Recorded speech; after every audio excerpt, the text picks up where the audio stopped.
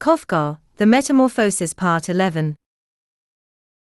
If he could only understand us, said the father in a half-questioning tone, but the sister, through her tears, made a violent gesture with her hand as a sign that this was not to be thought of. If only he could understand us, repeated the father, and he shut his eyes as he spoke, as if to show that he agreed with the sister that such a thing was quite impossible. If only he could understand us, perhaps there would be some way of coming to an agreement. But as it is, it must go, cried the sister. That's the only way out. You must get the idea out of your head that this is Gregor. We have believed that for too long, and that is the cause of all our unhappiness. How could it be Gregor? If it were really he would long ago have realized that he could not live with human beings and would have gone off on his own accord. I haven't a brother any longer, but we can go on living and can honor his memory. In his place we have this monster that pursues us and drives away our lodgers. Perhaps it wants the whole flat to itself, to drive us out into the streets. Look, father, look, she suddenly screamed, it's beginning again. And in an access of terror, which Gregor could not understand, she let go her mother so suddenly that she bounced in the seat of the armchair. It seemed as if the sister would rather sacrifice her mother than stay near Gregor. She hastily took refuge behind her father, who was very upset by her behavior and now stood up, spreading his arms to protect her. But Gregor had no thought of frightening anyone, least of all his sister. He had merely started to turn around in order to go back to his room, but it must be realized that this looked very alarming, for his weakness obliged him to assist his difficult turning movement with his head, which he raised and lowered many times, clutching at the carpet with his mandibles. At last he ceased and stared at the family. It seemed they realized his good intentions. They were watching him in mute sadness. The mother lay in her armchair, her outstretched legs pressed tightly together, her eyes nearly closed with fatigue. The father and sister were sitting side by side, and the girl's arm was round her father's neck. Now, perhaps, they will let me turn, thought Gregor, and he once more set about his task. He could not repress a sigh of weariness. He was obliged to rest from time to time. However, no one hurried him, they left him entirely alone. When he had completed his turn, he immediately beat a retreat, crawling straight ahead. He was astonished at the distance which separated him from his room. He did not realize that this was due merely to his weak state, and that a little before he could have covered the distance without noticing it. His family did not disturb him by a single cry, a single exclamation, but this he did not even notice. So necessary was it to concentrate all his will on getting back to his room. It was only when he had at long last reached his door that he thought of turning his head, not completely, because his neck had become very stiff, but sufficiently to reassure himself that nothing had changed behind him. Only his sister was not standing up. His last look was toward his mother, who, by this time, was fast asleep. Hardly was he in his room before the door was slammed, locked, and double-bolted. So sudden was the crash that Gregor's legs gave way. It was his sister, who had rushed to the door. She had stood up so as to be ready immediately, and at the right moment had run forward so lightly that he had not heard her come. As she turned the key in the lock, she cried to her parents at last. What now? Asked Gregor, looking around himself in the darkness. He soon discovered that he could not move. This did not surprise him in the least. It seemed to him much more remarkable that such frail legs had hitherto been able to bear his weight. Now he experienced a feeling of relative comfort. True, his whole body ached, but it seemed that these aches became less and less until finally they disappeared. Even the rotted apple embedded in his back hardly hurt him now. No more did the inflammation of the surrounding parts, covered with fine dust, cause him any further discomfort. He thought of his family in tender solicitude. He realized that he must go, and his opinion on this point was even more firm, if possible, than that of his sister. He lay in this state of peaceful and empty meditation till the clock struck the 3rd morning hour.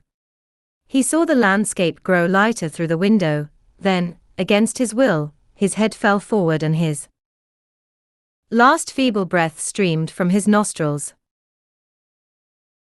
When the charwoman arrived early in the morning, and though she had often been forbidden to do so, she always slammed the door so loudly in her vigor and haste that once she was in the house it was impossible to get any sleep. She did not at first notice anything unusual, as she paid her customary morning visit to Gregor. She imagined that he was deliberately lying motionless in order to play the role of an injured party, as she herself would say. She deemed him capable of such refinements. As she had a long broom in her hand, she tried to tickle him from the doorway. Meeting with little success, she grew angry. She gave him 1 or 2 hard pushes, and it was only when his body moved unresistingly before her thrusts that she became curious. She quickly realized what had happened, opened her eyes wide, and whistled in astonishment, but she did not stay in the room. She ran to the bedroom, opened the door, and loudly shouted into the darkness, "Come and look. He's stone dead.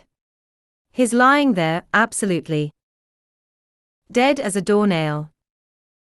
Herr and Frau Samsa sat up in their bed and tried to calm each other. The old woman had frightened them so much, and they did not realize the sense of her message immediately. But now they hastily scrambled out of bed. Herr Samsa on one side, his wife on the other. Herr Samsa put the coverlet over his shoulders. Frau Samsa ran out, clad only in her nightdress, and it was thus that they rushed into Gregor's room. Meanwhile, the dining room door was opened. Greta had been sleeping there since the arrival of the lodgers. She was fully dressed, as if she had not slept all night, and the pallor of her face seemed to bear witness to her sleeplessness. "Dead," said Frau Samsa, staring at the charwoman with a questioning look, though she could see as much for herself without further examination. "I should say so," said the charwoman, and she pushed Gregor to one side with her broom, to support her statement. Frau Samsa made a movement as if to hold back the broom, but she did not complete her gesture. "Well," said Herr Samsa, "we can thank God for that." He crossed himself, and signed the 3 women to do likewise. Greta, whose eyes had never left the corpse, said, "Look how thin he was. It was such a long time since he had eaten anything. His meals used to come out of the room just as they were taken in." And indeed, Gregor's body was quite flat and dry. This could be seen more easily now that he was no longer supported on his legs and there was nothing to deceive one's sight. "Come with us a moment, Greta," said Frau Samsa with a sad smile, and Greta followed her parents into their bedroom, not without turning often to gaze at the corpse. The charwoman closed the door and opened the French windows. Despite the early hour, the fresh morning air had a certain warmth. It was already the end of March. The 3 lodgers came out of their room and gazed around in astonishment for their breakfast. They had been forgotten. "Where is our breakfast?" the middle lodger petulantly demanded of the old woman. But she merely laid her finger to her mouth and signed them, with a mute and urgent gesture, to follow her into Gregor's room. So they entered and stood around Gregor's corpse, with their hands in the pockets of their rather shabby coats, in the middle of the room already bright with sunlight. Then the bedroom door opened and Herr Samsa appeared in his uniform with his wife on one arm, his daughter on the other. All seemed to have been weeping, and from time to time Greta pressed her face against her father's arm. "Leave my house immediately," said Herr Samsa, and he pointed to the door, while the women still clung to his arms. Somewhat disconcerted, the middle lodger said with a timid smile, "Whatever do you mean?" The 2 others clasped their hands behind their backs and kept on rubbing their palms together, as if they were expecting some great dispute which could only end in triumph for them. "I mean exactly what I say," answered Herr Samsa, and in line with the 2 women, he marched straight at the lodger. The latter, however, stood quietly in his place, his eyes fixed on the floor, as if reconsidering what he should do. Well, then, we will go, he said at last, raising his eyes to Herr Samsa as if searching, in a sudden access of humility, for some slight approval of his resolution. Herr Samsa merely nodded several times, opening his eyes very wide. Thereupon the lodger walked away with big strides and soon reached the anteroom. His two friends, who for some while had ceased wringing their hands, now bounded after him, as if afraid Herr Samsa might reach the door before them and separate them from their leader. Once they had gained the hall, they took down their hats from the pegs, grabbed their sticks from the umbrella stand, bowed silently, and left the flat. With a suspicion which, it appears, was quite unjustified, Herr Samsa ran out onto the landing after them with the women and leaned over the balustrade to watch the three men as they slowly, but steadily, descended the interminable stairway, disappearing once as they reached a certain point on each floor and then, after a few seconds, coming into view again. As they went farther down the staircase, so the Samsa family's interest diminished, and when they had been met and passed by a butcher's boy who came proudly up the stairs with his basket on his head, Herr Samsa and the women quickly left the landing and went indoors again with an air of relief. They decided to spend the whole day resting. Perhaps they might take a walk in the country. They had earned a respite and needed it urgently. And so they sat down to the table to write 3 letters of excuse. Herr Samsa to the manager of the bank, Frau Samsa to her employer, and Greta to the head of her department at the shop. The charwoman came in while they were writing and announced that her work was done and that she was going. The 3 writers at first merely nodded their heads, without raising their eyes, but as the old woman did not leave, they eventually laid down their pens and looked crossly at her. Well? Asked Herr Samsa. The charwoman was standing in the doorway, smiling as if she had some very good news to tell them, but which she would not impart till she had been begged to. The little ostrich feather which stood upright in her hat, and which had always annoyed Herr Samsa so much ever since the old woman had entered their service, now waved lightly in all directions. Well, what is it? Asked Frau Samsa, toward whom the old woman had always shown so much more respect than to the others. Well, she replied, and she laughed so much she could hardly speak for some while. Well, you needn't worry about getting rid of that thing in there. I have fixed it already. Frau Samsa and Greta leaned over the table as if to resume their letter writing. Herr Samsa, noticing that the woman was about to launch forth into a detailed explanation, cut her short with a peremptory gesture of his outstretched hand.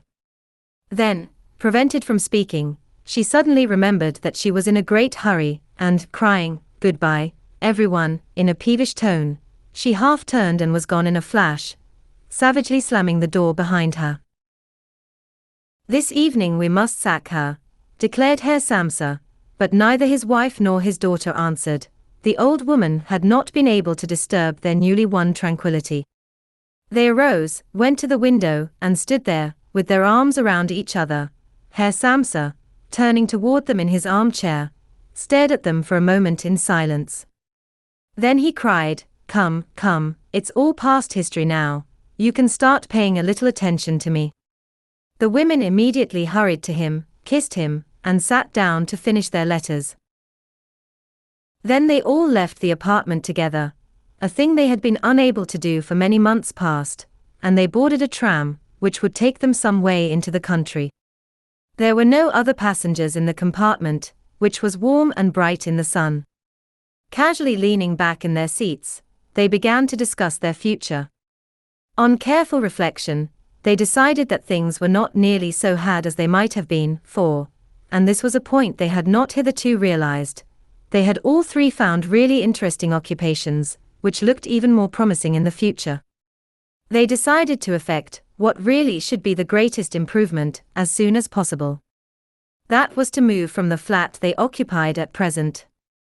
They would take a smaller, cheaper flat, but one more practical, and especially in a better neighborhood than the present one, which Gregor had chosen.